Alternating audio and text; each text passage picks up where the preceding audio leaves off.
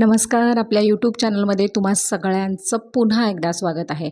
आज आपण घेऊन आलेलो तुमच्यासाठी एक खूप महत्त्वाचा व्हिडिओ, ज्याच्यामध्ये तुम्ही समजून घेणार आहात की येऊ घातलेल्या TET एक्झामसाठी जर तुम्ही तयारी करत असाल तर हा व्हिडिओ तुमच्यासाठी खूप महत्त्वाचा आहे बरं का.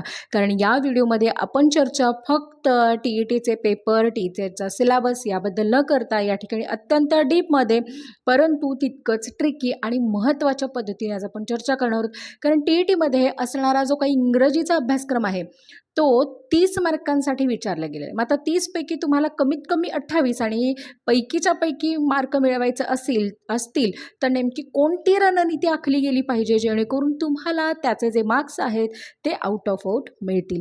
त्यामुळं या ठिकाणी जर चॅनलवरती नवीन असाल तर चॅनलला सबस्क्राईब करून ठेवा. आणि आणखीन एक महत्त्वाची सूचना बरं का, जर या ठिकाणी तुम्हाला TET संदर्भातल्या सर्व विषयांचे व्हिडिओज लेक्चर जर तुम्हाला हवे असतील, PDF नोट्स हवे असतील आणि तीही परवडतील अशा किमतीमध्ये दरामध्ये, तर नक्की डिस्क्रिप्शनमध्ये आणखीन स्क्रीनवरती मी माझी या ठिकाणी व्हॉट्सअप चॅनलची लिंक दिलेली आहे.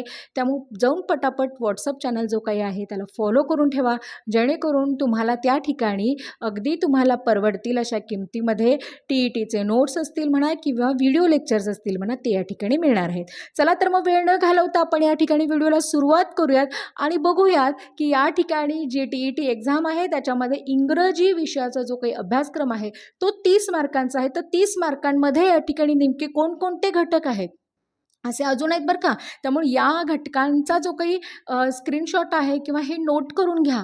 मी म्हणेन की स्क्रीनशॉटपेक्षा जर तुम्ही खरोखर सिरियसली सिन्सिअरली जर तुम्हाला TET एक्झाम क्लिअर करायची असेल, क्वालिफाय करायचे असेल, चांगले मार्क्स मिळवायचे असतील तर नोट डाऊन करायची सवय ठेवा.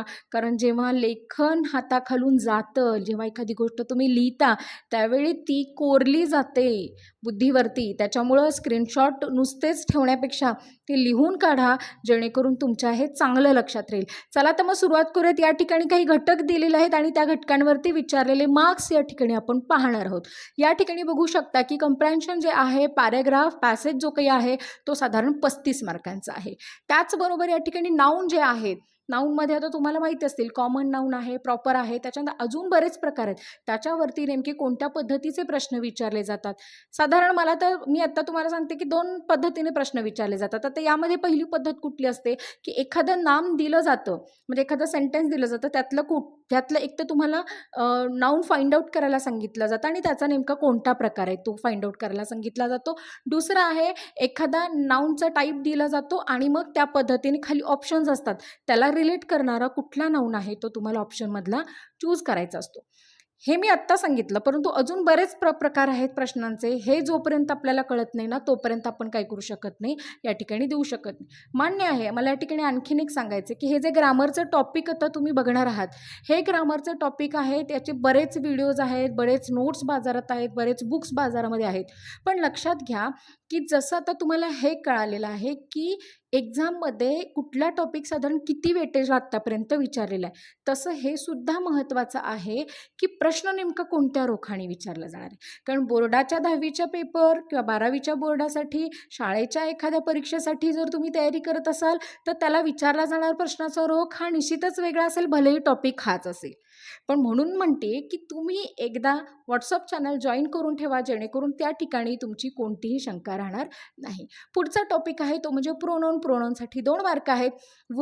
वर्बसाठी या ठिकाणी IMP आहे तो टॉपिक आणि जवळजवळ 11 मार्कांचे प्रश्न त्याच्यावरती विचारले गेलेले आहेत. मग वर्बचे वेगवेगळे टाईप्स असतील म्हणा किंवा त्याचे कन्व्हर्जन असेल म्हणा, या सगळ्या गोष्टी काय असणार आहेत त्याच्यामध्ये इन्क्लुडेड असणार आहेत.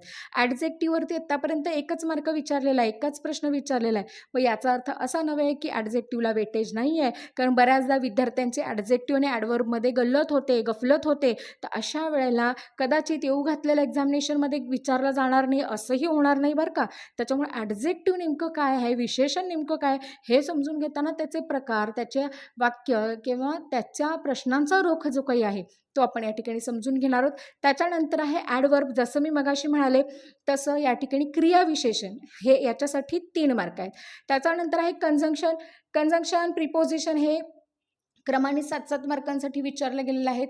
प्रिपोजिशनमध्ये तुम्ही बघता की ग्रेड 2 पासून म्हणजे अगदी इयत्ता 2री पासून या ठिकाणी विद्यार्थ्यांना चालू झालेलं असतं प्रिपोजिशन, ज्याच्यामध्ये in, out, under, between, scenes असे बरेच टॉपिक असतात किंवा असे बरेच शब्द असतात आणि ते आपल्याला माहिती पण आहेत. बरोबर आहे. इन द बॉक्स किंवा ऑन द टेबल हे ठाऊक आहे आपल्याला. पण जेव्हा एक्झाममध्ये विचारलं जातं ना, तेव्हा मग 4 पर्यायांपैकी 2 पर्याय सेम वाटायला लागतात.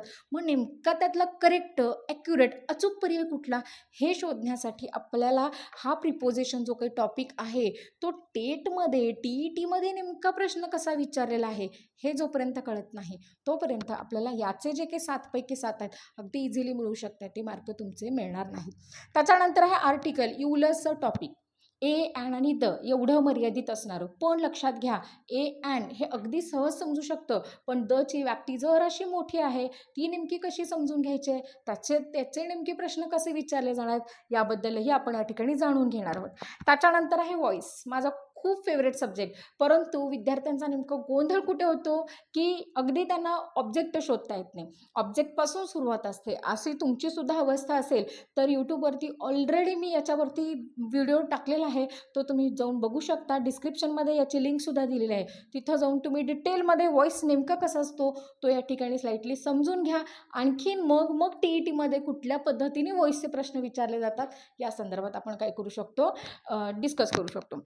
नेक्स्ट आहे 12 मार्कांचा, म्हणजे अगदी कम्प्रेन्शनच्या खालोखाल आणि वर्ब आणि हा टॉपिक खूप महत्त्वाचा आहे, टाईप ऑफ सेंटेन्सेस. आत्तापर्यंत आपण बघितलेलं आहे की सिम्पल सेंटेन्स आहे, कॉम्प्लेक्स आहे, कंपाऊंड आहे.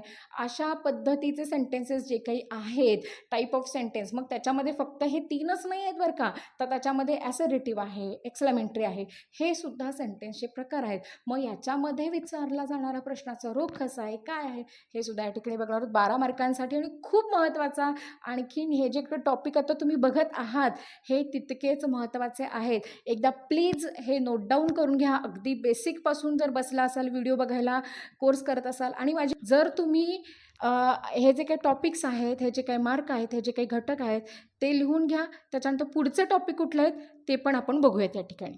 त्याच्यानंतरचा टॉपिक आहे तो म्हणजे सिंथेसिस.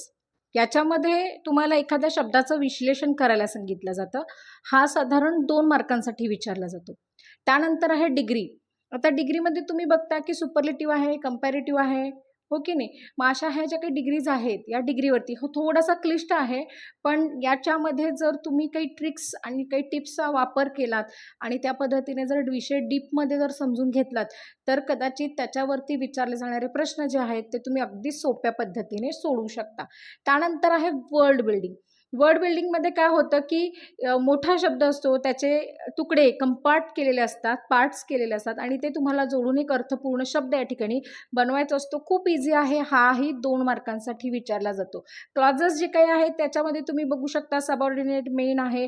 असं थोडंसं मी नाही हे सांगणार, पण थोडंसं कठीण, पण जर तुम्ही करायला बसलात, मन लावून जर तुम्ही बघितलं तर एक्झॅक्टली हे वर्क कसं करतं किंवा याच्यावरती प्रश्न कसे विचारले जातात, जसं मी मगाशी म्हणाले की आपल्याला एकदा काय आयडिया आली की कशा पद्धतीने आपल्याला हे सोडवायचं आहे, तर मात्र काय होतं की अगदी इझिली आणि स्मूथली तुम्ही याचे जे काही 6 मार्क आहेत ते मिळवू शकताय. त्याच्यानंतर तुम्ही बघू शकता की पुढचं आहे तो म्हणजे फिगर ऑफ स्पीच. आता एकूण फिगर ऑफ स्पीच हे जवळजवळ 50 भर आहेत, पण याच्यातले साधारण 15 ते 20 जे काही फिगर ऑफ स्पीच आहे, ज्याला पोएटिक डिव्हाइस असं म्हटलं जातं, ते सुद्धा खूप महत्त्वाचं आहे. खूप सोपं आहे. ज्याला अलंकार मराठीमध्ये म्हटलं जातं ते या ठिकाणी आहे. प्रत्येकाचं जे काही सिम्पटम्स तुम्ही लक्षात घेतले, फॉर एक्झाम्पल याच्यामध्ये अलिट्रेशन आहे, सिमिली आहे, मेटाफर आहे, पेट आहे, पण आहे, असे भरपूर सगळे फिगर ऑफ स्पीच आहेत. मग ते नेमके कुठले रिपीट झालेले आहेत, सारखे सतत विचारले जाणारे कोणते आहेत, असे विशेषत्वाने आपण बऱ्याच जवळजवळ एक 50 भर या ठिकाणी याचे नोट्स मी तयार केले. याची PDF सुद्धा माझ्याकडे अवेलेबल आहे. या संदर्भातले व्हिडिओसुद्धा माझे आपण लवकरच, जर तुम्ही साथ दिलीत, तुम्ही जर अप्रोच करत असाल छान पद्धतीने, तर नक्कीच आपण याच्यावरती एखादा सुंदर व्हिडिओ बनवू शकतो. फिगर ऑफ स्पीच खूप सोपा आहे. हा अगदी शाळेत पण आपण शिकलेलो आहोत. त्याच्यानंतर आहे टेन्सेस. यामध्ये एकूण 12 काळ असणार आहेत. 3 मेन काळ आहेत. त्याच्यामध्ये तुम्ही बघू शकता की प्रेझेंट, पास्ट, फ्युचर आहे, simple, continuous, perfect and perfect continuous, असे एकूण काय असणार आहेत, 12 काळ असणार. ते 12 काळांवरती तुम्हाला या ठिकाणी टेन्स रिकग्नायझेशनसाठीचा क्वेश्चन विचारला जाऊ शकतो, ट्रान्सफरसाठी सुद्धा विचारला जाऊ शकतो, अशा वेगवेगळ्या पद्धतीने, किंवा त्याच्यामधला जो काही वर्ब आहे तो वर्ब सुद्धा या ठिकाणी विचारला जातो. म्हणून मी मगाशी म्हणाले की वर्ब टॉपिक खूप महत्त्वाचा आहे. कदाचित कॉम्बिनमध्ये सुद्धा हा प्रश्न विचारला जाऊ शकतो. त्याच्यामुळे याच्यावरतीही अवेअर राहणं गरजेचं आहे. त्याच्यानंतर हे अँटोनिम्स, सिनोनिम्स जे काही आहे त्याच्यामध्ये विरुद्धार्थी, समानार्थी शब्द ज्याची व्होकॅब्युलरी स्ट्रॉंग आहे, ज्याचं रीडिंग फास्ट आहे, ज्याचं रीडिंग छान आहे, त्यांना हा प्रश्न अजिबात कठीण जाणार नाही. म्हणून म्हणते की दररोज 10 ते 20 शब्द जे काही आहेत नुसतं रीड करण्यापेक्षा ते समजून घ्या. डेली यूजमध्ये ते कुठे होतात याचा जर काही तुम्ही अभ्यास केलात. आणि मी सगळ्यात छान एक सोपी पद्धत सांगू का तुम्हाला? तुम्हाला माहिती असलेले, सगळ्यात महत्त्वाचं म्हणजे तुम्हाला माहिती असलेले अँटोनिम्स आणि सिनोनिम्स आधी बाजूला काढा. कारण आपण म्हणतो की मला काहीच माहीत नाही, पण तुम्हाला ठाऊक नाही आहे की तुम्ही आत्तापर्यंत किती शब्दसंग्रह एकत्र केला हे तुमच्या लक्षात येईल. साधारण तुम्ही काही नाही म्हटलं तर 200-300 शब्द तुम्हाला आरामात अँटोनिम्स आणि सिनोनिम्सच्या जोड्या तुमच्या आत्तापर्यंत लक्षात असणार. तुम्ही फक्त एक हा व्हिडिओ पाहिल्यानंतर थोडासा वेळ द्या आणि तुम्हाला किती माहिती आहेत की नाही ते सगळे लिहून काढा. म्हणजे मग कळेल की कशावरती आपल्याला वर्क करायचं आहे. आणि मग तुम्ही त्याच्यामध्ये मराठीमध्ये लिहून काढा त्याच्यानंतर. आणि मग मराठीमध्ये जे काही आहेत, जे इंग्रजीमध्ये कोणते आहेत जे तुम्हाला माहिती नाहीत त्याच्यावरती काम करायला सुरुवात करा. हे खूप सोपं आहे. ह्याच्यावरतीही मी तुम्हाला सांगेन की कशा पद्धतीने तुमचा शब्दसंग्रह तुम्ही वाढवू शकता. त्याच्यानंतर आहे वन वर्ड सबस्टिट्यूट, ज्याला म्हणतो की शब्दसमूहाबद्दल एक शब्द. हे थोडंसं ज्याला आपण म्हणतो की फार काही कठीण नाही आहे, पण एकूण याच्यावरती 12 मार्क आहेत. आणि खूप सोपं आहे बरं का हे. तुम्ही फक्त या ठिकाणी फोकसली जर लक्षात घेतलं की याची नेमकी आयडिया काय आहे, तर यामध्ये तुम्हाला लक्षात येऊन जाईल की इथं तुम्ही आउट ऑफ आउट मार्क्स मिळवू शकता. त्याच्यानंतर आहे पुढचा तो म्हणजे स्पेलिंग. याच्यामध्ये स्पेलिंग करेक्शन सांगितल्या जाणार आहेत किंवा करेक्ट स्पेलिंग ओळखा असे प्रश्न असणार आहेत. आणि पुढचा आहे टॅग, क्वेश्चन टॅग. खूप सोपा आहे, पण लक्षात ठेवा बरेचदा आपल्याला एवढंच माहीत असतं की नॉट असेल तर नॉट घालायचं आहे, नॉट नसेल तर नॉट नाही घालायचं आहे, क्वेश्चन मार्क लास्टला द्यायचं आहे एवढंच. पण त्याच्यामध्ये सुद्धा एक्सेप्शन्स आहेत, त्याच्यामध्ये सुद्धा अपवाद आहेत. त्या अपवादासहित जर तुम्ही व्यवस्थित शिकलात तर तुम्हाला कळेल की लेटनं सुरू झालेलं वाक्य, आज्ञार्थी वाक्य, ज्या वाक्यामध्ये हेल्पिंग वर्ब नाही आहे असं वाक्य कसं करायचं, ह्या अशा ज्याला आपण म्हणतो की चॅलेंजेस पण आहेत, पण तितकंच प्रचंड सोपं असणारा हा add a question tag topic आहे. त्याच्यासाठी 5 मार्क आहेत. पुढचंही टॉपिक आपण लगेच बघूयात. तुर्तास मी मगाशी म्हणाले तसं हे सुद्धा या ठिकाणी नोट डाऊन करून घ्या, जेणेकरून तुम्हाला कोणता टॉपिक किती वेटेचा आहे हे लक्षात येईल. त्यानंतरचा पुढचा टॉपिक आहे तो म्हणजे एरर. आता हा 10 मार्कांसाठी विचारला गेलेला प्रश्न आहे, ज्याच्यामध्ये तुम्ही बघू शकता की एररमध्ये या ठिकाणी एखादं वाक्य दिलं जातं आणि त्या वाक्यामध्ये काय एरर आहेत किंवा काही वर्ब फॉर्म चुकला आहे का किंवा हेल्पिंग वर्ब जो काही आहे तो या ठिकाणी चुकीचा घेतलेला आहे का. तर या सगळ्या ज्या काही गोष्टी आहेत त्या तुम्हाला काय कराव्या लागतात, करेक्ट कराव्या लागतात. बऱ्याचदा विरामचिन्हांचाही इश्यू असू शकतो. तर त्यामुळे एरर साठी वर्डसुद्धा विचारले जाऊ शकतात किंवा सेंटेन्सेससुद्धा असू शकतात. मी या ठिकाणी ना आणखीन एक खूप महत्त्वाची गोष्ट आहे बघा. 2013 पासून ते 21 पर्यंत जे काही TET झालेलं आहे त्या पूर्ण TETमध्ये एकूण इंग्रजीच्या पेपरसाठी जे सगळ्यात महत्त्वाचे आणि वारंवार विचारले गेलेले टॉपिक जे काय आहेत ते हे आत्ता आहे. 29 एकूण टॉपिक आहेत. त्यामुळे मी परत एकदा म्हणते की जोपर्यंत तुम्हाला नेमकी स्ट्रॅटेजी काय आहे किंवा कशा पद्धतीने आपण हे करू शकतो हे कळत नाही तोपर्यंत आपण काय करू शकत नाही, कामाला लागू शकत नाही. त्याच्यानंतर ॲडम्स अँड फ्रेजेस आहेत, या ठिकाणी तुम्ही बघू शकता. याच्यामध्ये म्हणी आहेत, वाक्प्रचार आहेत. हे एकूण 9 मार्कांसाठी आहे. मग आपण या ठिकाणी मागच्या पेपरचा रेफरन्स घेऊन आपण बघू शकतो की सतत काही प्रश्न रिपीट झालेत का, तर हो रिपीटही बरेच प्रश्न झालेले आहेत बरं का. त्यामुळे मागच्या काही प्रश्नपत्रिकांचा अभ्यास करणं हे सुद्धा त्या ठिकाणी तितकंच गरजेचं आहे. त्याच्यानंतर हे खूप इंटरेस्टिंग आहे, 25 आणि 26 टॉपिक महत्त्वाचा बरं का. एकूण क्रायजेस ऑफ ॲनिमल या ठिकाणी तुम्ही बघू शकता की ॲनिमल्सचे जे काही आवाज आहेत, जसं गाईच्या ओरडण्याला हंबरणे म्हणतात, कुत्र्याच्या ओरडण्याला भुंकणे म्हणतात, तसं त्या शब्दांना इंग्रजीमध्ये नेमकं काय म्हणतात हे आपल्याला या ठिकाणी काय करायचं, लिहायचं आहे. 2 मार्कांसाठी आहेत. खूप महत्त्वाचा प्रश्न आहे. आणि यंग वन ऑफ ॲनिमल, जसं या ठिकाणी आपण बघतो की गाईच्या पिलाला काय म्हणतात, वासरू म्हणतात, हो की नाही. तर या ठिकाणी मांजरीच्या पिलाला पिलच म्हणतात, माणसाच्या पिलाला बाळ असं म्हटलं जातं. तर अशा वेगवेगळ्या प्राण्यांच्या पिलांना काय म्हटलं जातं हे या ठिकाणी विचारलेलं आहे. ते 3 मार्कांसाठी आहे. त्याच्यानंतर आहे कन्व्हर्सेशन. कन्व्हर्सेशन हे 5 मार्कांसाठी आहे. एक छोटूसं तुम्हाला काय दिलं जाणार आहे, संभाषण दिलं जाणार आहे. त्या संभाषणामध्ये बहुतांश वेळेला विरामचिन्ह काही चुकलेत का, पंक्च्युएशन मार्क कुठे करणं गरजेचं आहे का, जसं स्वल्पविराम आहे, क्वेश्चन मार्क आहे, एक्सक्लेमेशन मार्क आहे. त्याच्यानंतर काही वर्बचे प्लेसेस चेंजेस आहेत का हे तुम्हाला या ठिकाणी ओळखायचं आहे. त्याच्यानंतर या ठिकाणी आहे करेक्ट द वर्ड, योग्य शब्द. एखादं वाक्य दिलं जातं आणि त्या ठिकाणी तुम्हाला 4 ऑप्शन्स दिले जातात. त्या ठिकाणी योग्य जो काही शब्द आहे तो शब्द त्या ठिकाणी लिहायला लागतो आणि हा शब्द कुठला असतो माहिती का, एकतर वर्ब असणार आहे किंवा मग ऑब्जेक्ट असणार आहे. मग तो नेमका कुठल्या पद्धतीचा आहे ते प्रश्न विचारले गेलेले आहेत, त्याचा ॲनालिसिस केल्यानंतरच तुमच्या लक्षात येणार आहे की बहुतांशी वेळेला प्रश्न हे कुठल्या पद्धतीने विचारले जाऊ शकतात.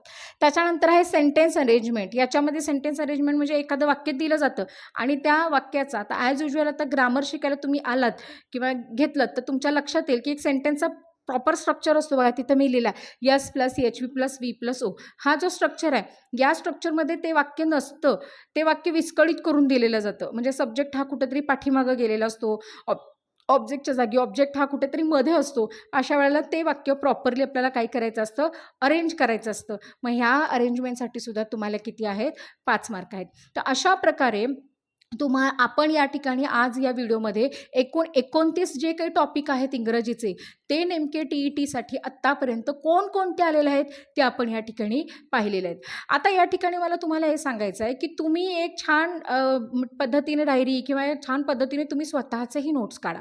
कारण कसं होतं की एक पर्सनल माझा एक्सपिरियन्स जर म्हणालात तर जोपर्यंत तुम्ही स्वतः म्हणजे एखादा व्हिडिओ बघितला आहे, एखाद्याकडून आपण मग स्क्रीनशॉट घेतलेला आहे किंवा मोबाईलवरतीच माझ्याकडे PDF आहे असं नको आहे.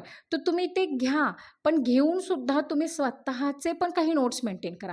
तुमचं रीडिंग आणि रायटिंग या दोन्ही गोष्टी झाल्याशिवाय तुम्हाला पर्टिक्युलर सब्जेक्टवरती कमांड मिळवता येणार नाही. आणि इंग्रजी या विषयामध्ये तर तुमच्या लक्षात आलेलं असणार आहे की संपूर्ण जो काही खेळ आहे तो फक्त आणि फक्त ग्रामरचाच आहे.